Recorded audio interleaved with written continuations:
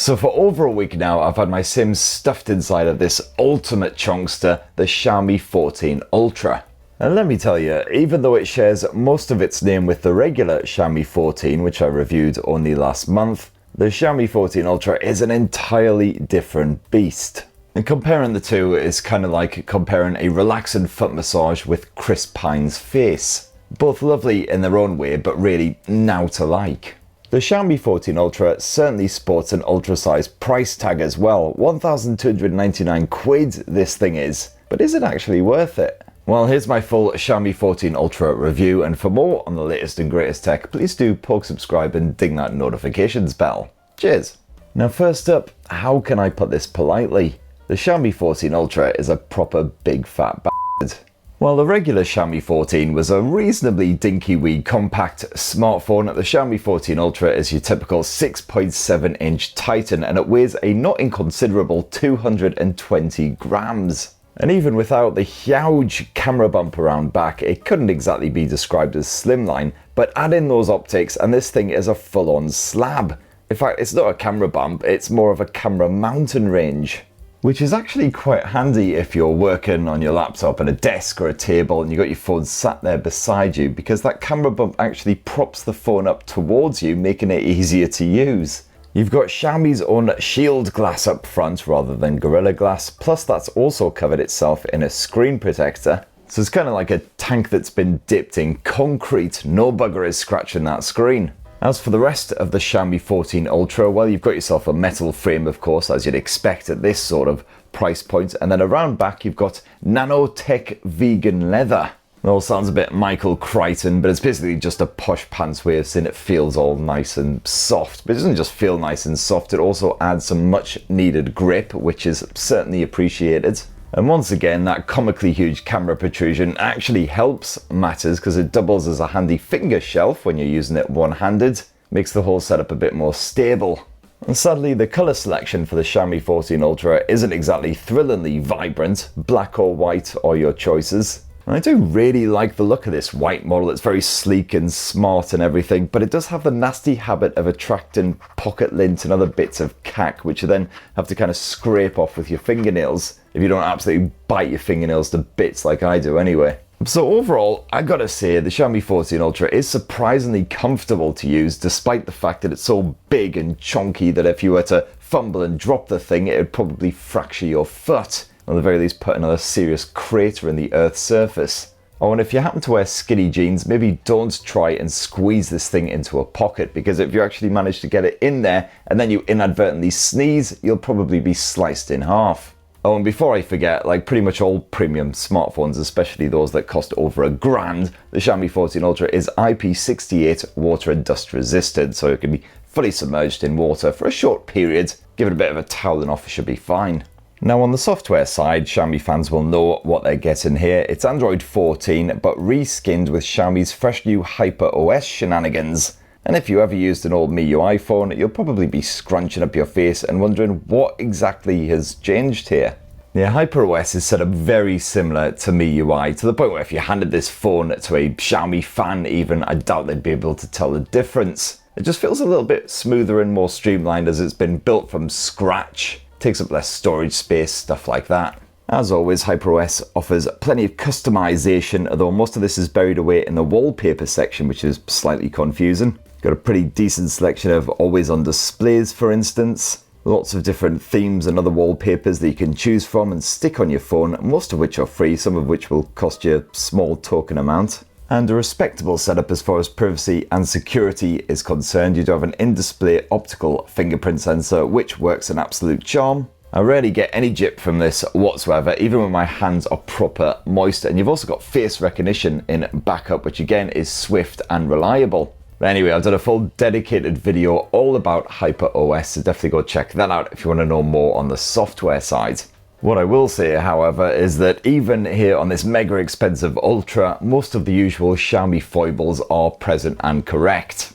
And while HyperOS certainly isn't as bad as some launchers that I've tested out, you still get the occasional wee bit of jank. Like for instance, I've forgotten how many times I've actually set up this smart home shenanigans. Or occasionally the auto rotate will decide that it just really can't be bothered and takes a few seconds to kick in. And oh yes, as always, you get a deplorable amount of crapware stuck on here. I mean, practically this entire first row is just utter that just needs to get gone. And thankfully you can uninstall most of this cack. But yeah, all my old nemesis, booking.bloody.com, Facebook, LinkedIn, it's all here, stinking up the place like some rancid roadkill. So I'm going to blitz all that crapware fairly sharpish, mostly just because it's annoying, not because you should be running out of storage, because at least Xiaomi has shoved 512 gigs of the stuff on here. It should keep you going for a while unless you decide to install Genshin bloody Impact.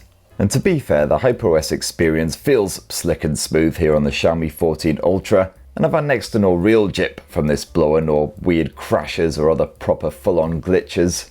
I mean, compared to some stupidly overpriced smartphones that I've tested recently, like the iPhone 15 Pro Max, this thing's been an absolute angel. Oh, and Xiaomi has taken the subject of software updated considerably more serious these days, so if you do decide to stash one of these absolute bricks in your pants, well, you'll enjoy several years of OS updates and security patching. If you happen to enjoy streaming movies or editing photos, etc., you should absolutely ruddy adore the Xiaomi 14 Ultra's 6.73-inch IPS display. And this is mostly flat with only a subtle bit of curve action at the edges, including the top and bottom there. We're talking the more subtle of subtle curves here, so certainly even if I grip this thing as tightly as possible, I have absolutely no issues with the screen responsiveness. It's a 3200 by 1440 pixel resolution given over 500 pixels per inch, so even though this is a lot bigger than the screen on the regular vanilla Xiaomi 14, it's also magically sharper.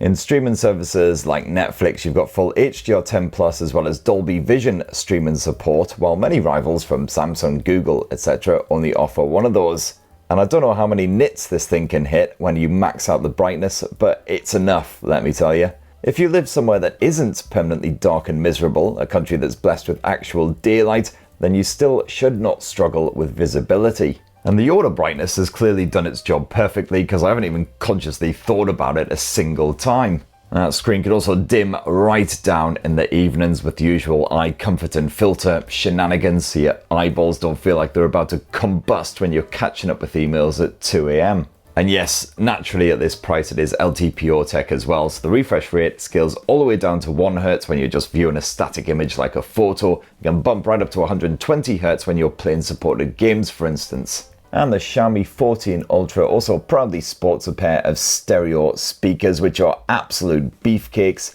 and support a good bit of Dolby Atmos action. Mobiles now pack a respectable set of optics that can spaff out decent pics of your cats, kids, beverages, whatever you want to share on Instagram in the vague hope that someone out there actually cares about any of it. So even if your kid decides they're going to put on an impromptu performance of Frozen the musical in your immediate vicinity, no worries, you can completely blank them and just continue enjoying whatever you are watching. And of course, yeah, there's bugger all headphone jack here, as usual with premium smartphones, apart from the Xperias basically. But no worries, the Bluetooth 5.4 streaming was absolutely perfect. Now you probably won't have to put on your surprised pants when I tell you that the Xiaomi 14 Ultra is powered by Qualcomm's Snapdragon 8 Gen 3. It's basically bunged inside of most flagship smartphones in 2024, and that's backed here by 16 gigs of RAM. Pretty healthy amount. So again, it wasn't exactly super shocking that Genshin Impact ran absolutely fine with a perfectly smooth and stable frame rate, even when I absolutely maxed out the graphics. In my longest session, I spent a good couple of hours floundering about underwater, because apparently that's also a thing you can do in this game. No wonder it's 30 friggin' gigs. And Xiaomi's Ice Loop coolant system certainly did its job admirably. The Xiaomi 14 Ultra only got slightly warm to the touch in very specific areas, and certainly there was absolutely bugger all performance throttling. And that HyperOS gaming mode is a bit of a banger as well, absolutely busting with respectable tools and features, well worth a look. And absolutely zero complaints with the connectivity as well, whether I was connected to a mobile network or hooked up to the Wi-Fi. Can't remember seeing a single bit of buffering the entire time. Now on the battery front, I've had a bit of a mixed bag with the Xiaomi 14 Ultra, but to be fair, I think that's because I've been rinsing the camera an awful lot, so getting ahead of myself. You've got a 5000 mAh capacity battery stuffed inside of this almighty chassis. And most days I staggered to bed with around sort of 40-ish% battery remaining. That's with around 5 to 6 hours of screen on time, lots of mixed use, plenty of audio streaming in the background while the phone was hibernating as well. However, on days where I was taking a lot of photos and shooting some video and such forth, I did make it to bed just about before the Xiaomi 14 Ultra died. So yeah, using those optics quite a lot does rinse the battery. So I would say if you are going to be shooting a lot of photos, taking a lot of video, well, maybe spunk out a bit of extra cash on the Xiaomi 14 Ultra photography kit. This comes with a nifty grip with a built-in secondary battery which can really help boost that life. But yeah, this will cost you an extra, what, 130 quid or something like that. I'll be doing a full separate video on this which will hopefully go live the day after this video, so stay tuned for that. And again, unlike some rivals from the likes of Samsung and Google, the Xiaomi 14 Ultra sports super fast recharging as well. 90 watt wired and 80 watt wireless, which just, yes son. Bung a cable in it and just half an hour later you'll have a full charge even if it's fully drained, which absolutely craps all over the competition.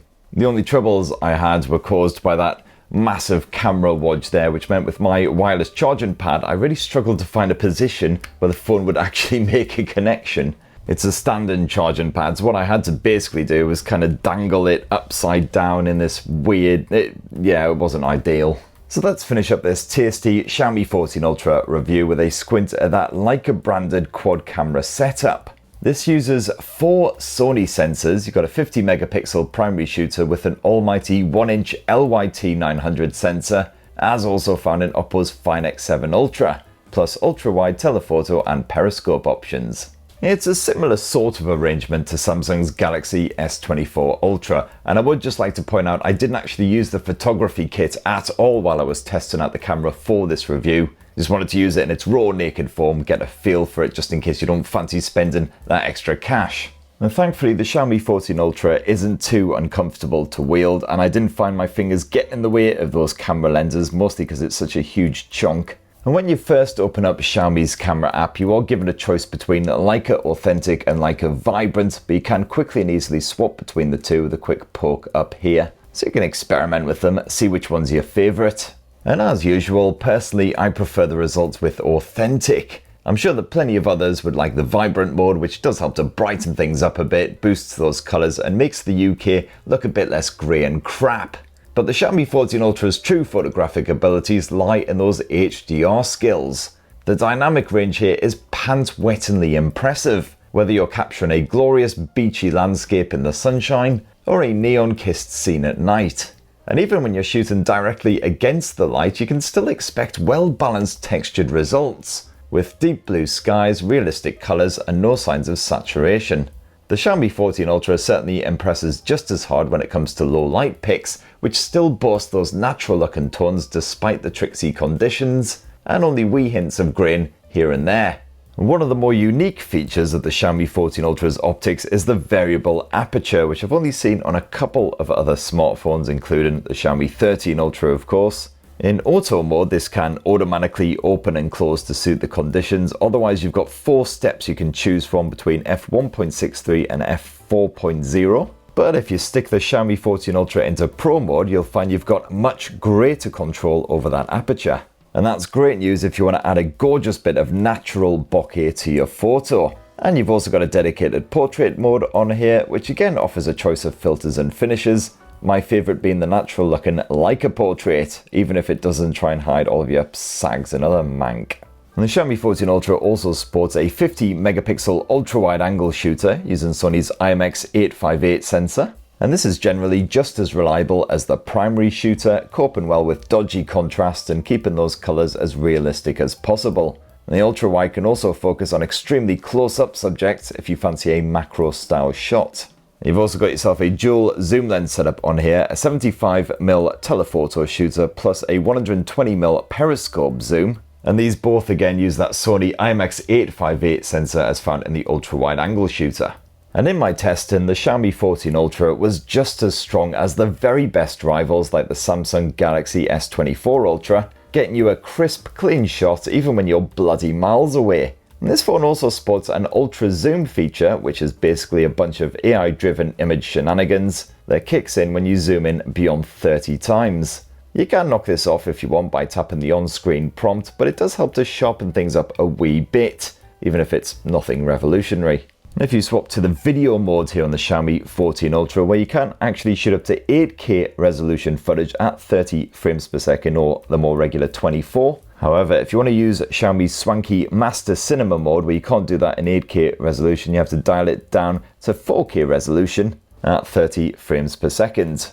And with Master Cinema mode switched on, you'll capture gorgeous 10-bit HDR footage. This can help to counter any harsh lighting and make everything look crisp and clear. But you are limited to just the primary camera in this mode as well. No flicking between the different lenses allowed. Still, regardless of whether you switch on Master Cinema or not, you'll enjoy smooth footage thanks to Xiaomi's effective stabilization, as well as excellent audio pickup with minimal impact from any windy shenanigans.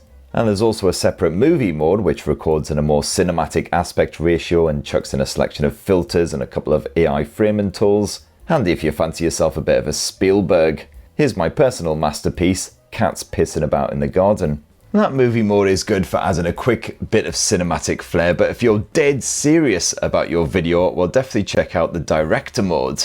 Like the Pro Photo mode, you can play around with the likes of the white balance, you've got the autofocus controls, you can also mess around with the aperture to get that sexy bit of bokeh action on the go again. You can switch between the different lenses, and if you're dead serious about your editing and you want to get a very specific vibe in your editing suite, well, you can shoot log footage. And personally, my video editing skills are at kind of primary school level, as you can no doubt tell by watching this video, so I didn't even bother touching that.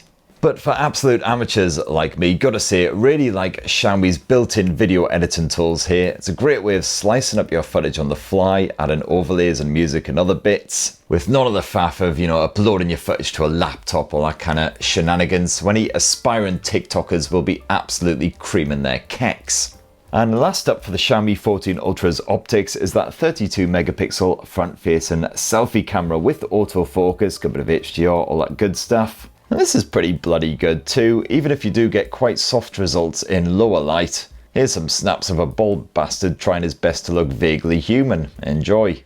And that selfie camera can also shoot up to 4K resolution video, which is what I'm doing right now at 30 or 60 frames per second, so pretty good for your vlogging exploits, especially as the mics tend to do a pretty good job of picking up vocals and without too much background kerfuffle going on. And that right there, my lovelies, is my full, final, frank review of the Xiaomi 14 Ultra. And it's really bloody expensive, no getting around that, but it's also really, really bloody good. What I will say is, if all you want is a beefy flagship smartphone with solid battery life that can do a great old job for, gaming on Genshin Impact, streaming video on Netflix, etc., there are at least a dozen other options out there that will do a similar job for less cash and be less chunky.